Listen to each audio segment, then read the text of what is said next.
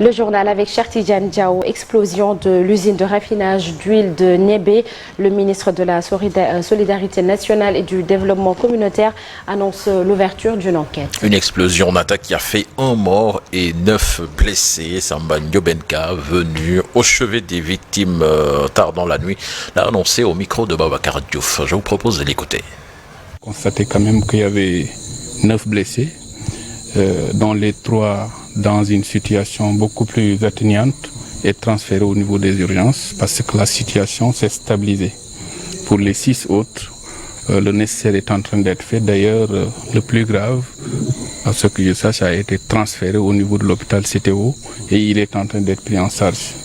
Pour les 5 autres qui restaient, on vient de raccrocher avec ma collègue, Madame le ministre, en charge de la santé et le directeur de l'hôpital de Diourbel. Ils sont en train de prendre des dispositions, ne serait-ce que pour transférer en urgence. Toutes les dispositions sont en train d'être prises pour permettre quand même à ces différents blessés de retrouver leur santé. Il y aura une enquête, évidemment, qui va situer un tout petit peu les responsabilités. Mais à partir de ce moment, on verra le reste, comment faire pour accompagner. Parce que comme vous le savez, le président de la République quand même va dans le sens de la promotion de l'entrepreneuriat. Quand il y a des Sénégalais de cette trame qui se donnent à fond pour accompagner un tout petit peu l'émergence de notre économie, c'est tout à fait évident que dans de pareilles occasions, qu'on puisse apporter notre soutien. Direction la Petite Côte, les mareyeurs de Mbour durement impactés par la grève des agents de la cellule de pêche. Conséquence de cette grève, ils ne peuvent plus avoir l'autorisation d'exporter. Du coup, ils sont obligés de bazarder leurs poissons. Constat dans cet élément signé Ndeye Matidia et Mamadou Gueye.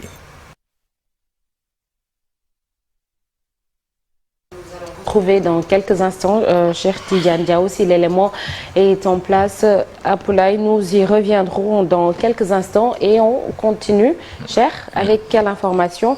Vélingara, c'est ça. Oui. Voilà, Vélingara, où des champs de coton sont attaqués par des chenilles. Les producteurs sont dans le désarroi. Ils ont perdu une bonne partie de leurs champs à cause de ces chenilles qui ont attaqué leur culture au moment où les capsules des plantes commencent à éclore.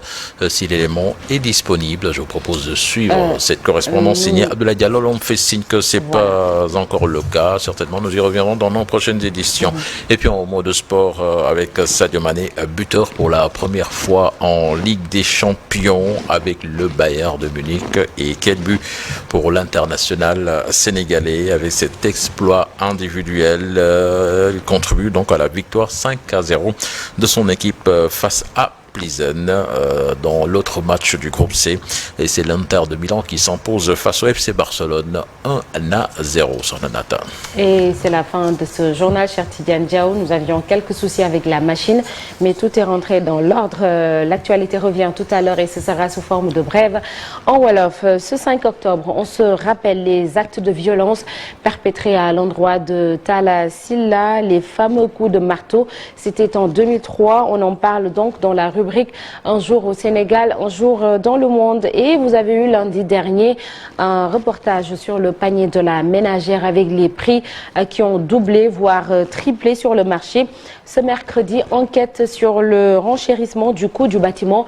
Les prix de presque tous les matériaux de construction ont pris l'ascenseur. Vous le verrez dans le reportage de Moussa Mané. Tout de suite, l'actualité internationale avec Ibou Diouf.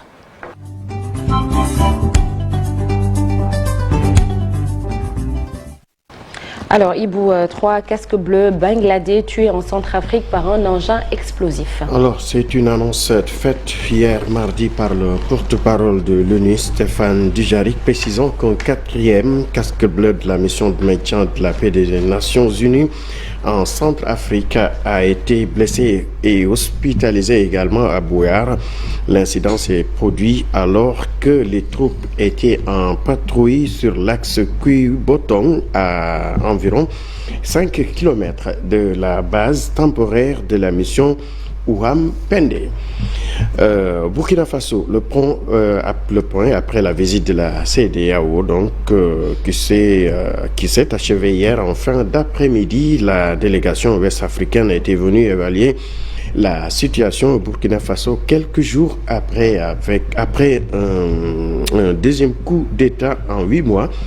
Il lui a donné l'occasion donc d'avoir des rencontres importantes, une première avec les chefs traditionnels et religieux et la principale rencontre avec le capitaine Ibrahim Traoré, le nouvel homme fort du pays, a déclaré l'ancien président nigérian Mahamadou Issoufou, membre de la délégation et médiateur de la CEDEAO pour le Burkina, qui a jugé que le pays a été pendant le week-end au bord du gouffre.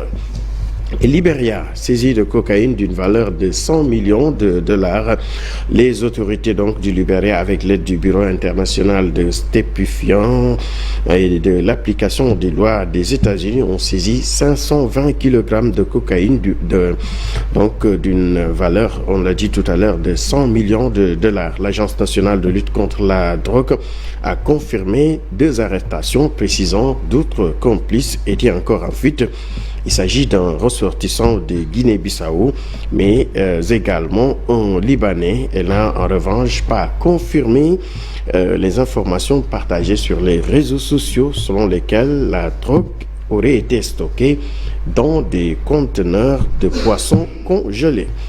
En Turquie, une proposition de loi sur les médias Internet et les réseaux sociaux actuellement en débat au Parlement prévoit de pénaliser la désinformation en ligne. Les ONG de défense de la liberté de la presse, dont certaines ont manifesté hier devant le Parlement, y voient un nouvel instrument de censure à 8 mois des élections, donc jusqu'à 3 ans de prison et d'amende si la proposition de loi est adoptée. C'est ce que risquerait désormais n'importe quel internaute ou journaliste en Turquie qui aura partagé sur les réseaux ou dans un article en ligne des informations jugées contraires à la vérité. Argentine, pour parler de l'environnement, l'inquiétude autour d'une mystérieuse hécatombe de baleines. Au moins 13 baleines ont été retrouvées mortes dans la province de Chubut à peine plus de 2 semaines.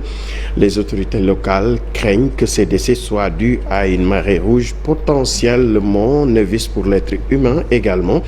Des baleines franches australes sans vie et leur ventre blanc tourné vers le ciel échouent sur les côtes de la péninsule Valdés en Patagonie en Argentine. Fernando Borcene, directeur de la faune et de la flore de la province de Chubut, dit ne pas se souvenir d'avoir déjà vu une telle mortalité en si peu de temps. Sornata, pour terminer, parlons sport, gymnastique et l'ancien entraîneur de l'équipe nationale de Brésil, Fernando Carvalho Lopes, a été condamné à 109 ans de prison et 8 mois de prison pour le viol de 4 athlètes, dont au moins une mineure, ont rapporté hier les médias brésiliens.